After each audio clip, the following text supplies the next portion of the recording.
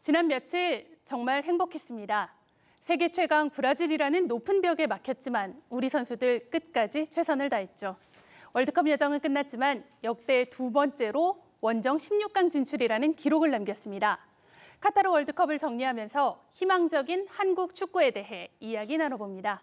유튜브 새벽의 축구 전문가로 유명한 분이죠. 페노란 예명으로 활동하는 축구 분석가 안민호 씨 영상으로 연결합니다. 안녕하세요.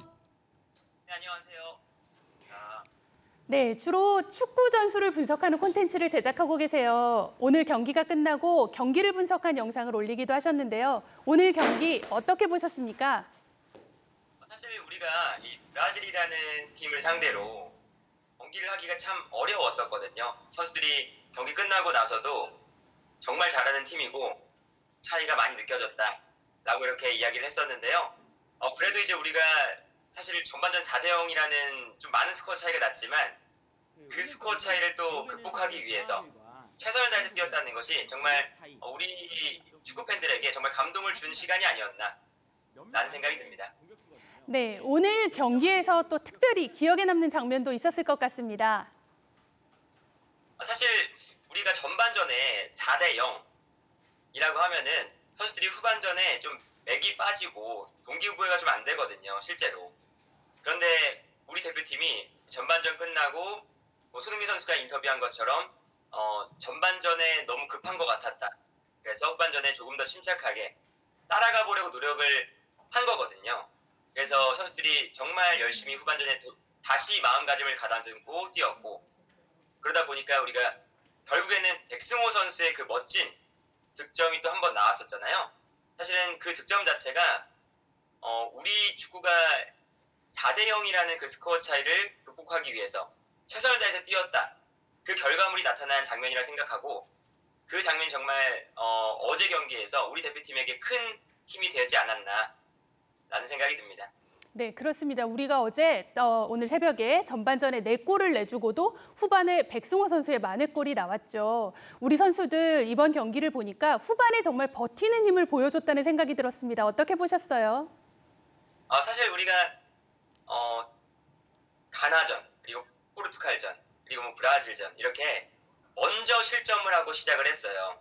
물론 실점을 하지 않았으면 좋겠지만 일단 가나전도 그렇고요. 포르투갈전도 그렇고 우리가 먼저 실점한 다음에 열심히 따라가서 좋은 결과물을 만들고 16강도 진출을 했었잖아요. 그리고 오늘 경기는 비록 패배하긴 했지만 우리가 열심히 실점을 한 이후에도 최대한 따라가면서 우리의 축구를 하려고 했다. 이것 자체가 사실 우리가 이번 월드컵을 통해서 앞으로 우리가 얼마나 좋은 축구를 할 수 있는지, 그리고 우리가 얼마나 이 월드컵이라는 무대에 간절함을 가지고 동기부여를 가지고 선수들이 뛰었는지, 이런 것들을 증명하는 모습들이 아닐까 싶어요. 네, 이번 월드컵에서 우리 선수들 한 명 한 명의 개인 기량이 많이 향상된 걸 또 느꼈습니다. 어떻게 보셨나요? 이제 사실은 우리 대표팀에 속해 있는 많은 선수들이 유럽 빅리그에서도 충분히 잘 뛰고 있고요. 그리고 이미 통할 만한 선수들도 많아졌습니다. 그래서 당장 어제 선발로 나온 선수들 중에서도 손흥민 선수, 황희찬, 김민재, 그리고 교체로 나왔던 이강인 선수도 있고요. 그리고 이 위에도 이재성, 정우영 여러 선수들이 있거든요. 사실 우리가 이제는 세계 무대에서 정말 최고의 강팀 이런 건 아니겠지만 우리 선수들의 실력이 정말 월드컵에서도 통할 만큼 좋은 수준까지 올라왔다. 그 부분들을 이제 최근에 충분히 보여주고 있다라고 생각이 듭니다. 네, 손흥민 선수 얘기가 나와서 말인데요. 이번에 손흥민 선수의 캡틴 리더십도 정말 주목을 받고 있습니다. 다음 월드컵 출전에 대한 가능성을 열어두기도 했는데요. 손흥민 선수는 그 자체만으로 우리 대표팀에 있는 것만으로도 다른 선수들에게 정말 심리적 안정감을 주지 않나 이런 생각이 좀 듭니다. 사실 손흥민 선수가 얼굴 부상을 당한 게 한 달 조금 넘었어요. 그래서 사실은 이번 월드컵에 출전하지 못한다 라는 이야기도 많았었고요. 추후에 나오고 있는 이제 비하인드 스토리를 봐도 벤투 감독이 완벽하게 회복이 되지 않으면 최대한 뽑지 않겠다 이런 의사도 전달을 했던 것으로 보이고요. 이제 그런데도 불구하고 손흥민 선수가 마스크를 쓰고 자신이 나오고 싶다는 의지를 최대한 피력하면서 대회에 나왔고요. 그리고 사실은 이게 마스크를 쓰고 경기를 한다는 게 엄청나게 어려운 거거든요. 사실 시야도 가려져 있고 손흥민 선수는 아직 이 얼굴이 아물지 않았기 때문에 엄청 이렇게 부어 있잖아요. 그런데도 불구하고 4경기 연속 90분 풀타임을 다 뛰었다. 이것 자체가 우리 팀에서 가장 뛰어난 선수가 솔선수범해서 부상이 있는데도 불구하고 최고로 열심히 뛰었다. 라는 것 자체가 우리 대표팀에 있는 선수들에게 엄청난 큰 힘이 되었고 동기부여가 엄청나게 되는 그런 리더십이었다. 네, 이렇게 생각이 드네요. 네, 그렇습니다. 우리 포르투갈전이 끝나고 전술을 분석하는 영상을 만들었는데요. 거기에서 우리의 힘으로 만들었다, 우리가 원하는 축구를 하니 통했다, 이렇게 하셨어요. 이번 카타르 월드컵 총평을 좀 해주신다면요. 이제 우리가 늘 월드컵이라고 하면 월드컵은 증명을 해야 되는 자리다. 이런 이야기를 많이 하잖아요. 그리고 이제 그 증명을 해야 된다라는 게 보통 16강을 무조건 가거나 아니면 우리가 월드컵에서 1승, 2승을 꼭 해야 되는 그게 이제 좀 증명이라는 이제 인식이 강한데 사실 어떤 해외 매체도 한국을 16강에 올라가는 팀 이렇게 올려놓는 이제 매체는 정말 단 한 군데도 없습니다.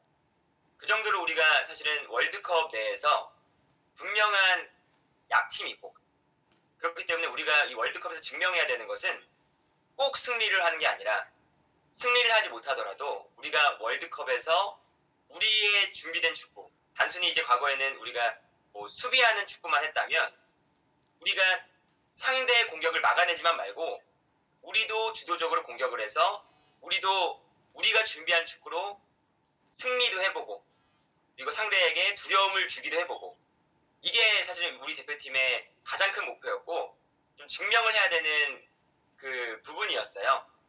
그런데 이번에 우리가 뭐 우루과이, 가나, 또 포르투갈, 또 그리고 마지막 이 브라질전을 치르면서 특히나 상대팀이 우리가 공격을 할 때 이제 실점을 하는 게 두려워서 뒤로 물러나고 수비 숫자를 늘리고 이런 부분들이 분명히 있었거든요. 그리고 심지어 우리가 16강 진출에도 성공을 했잖아요.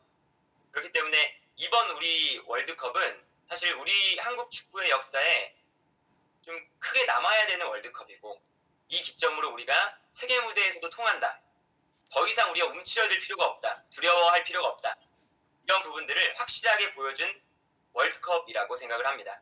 네, 이번 월드컵 여정은 여기까지지만 다음 월드컵에 희망적인 젊은 선수들이 또 있습니다. 우리 축구를 이끌 차세대 선수들 누가 있을까요?